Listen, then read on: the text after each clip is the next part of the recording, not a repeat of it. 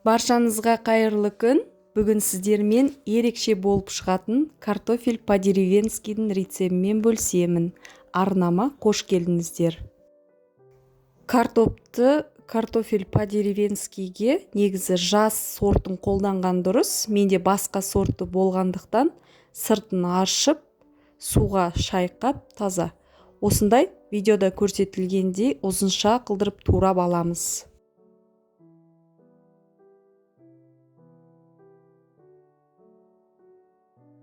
Картопымыздың барлығын турап алғаннан кейін 1,5 шай қасық тұз, татымына қарай қара бұрыш, кептірілген сарымсақ, яғни чеснок қостым.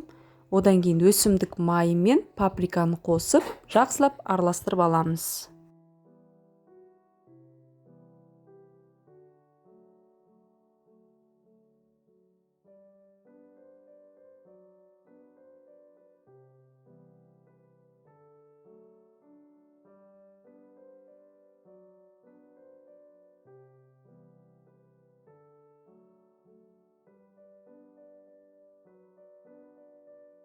Енді пергамент қағазын төсеп, формамызға арасын аршып, картоптарымызды орналастырып шығамыз. Қызып тұрған духовкаға 180-200 градуста піскенше пісіріп аламыз.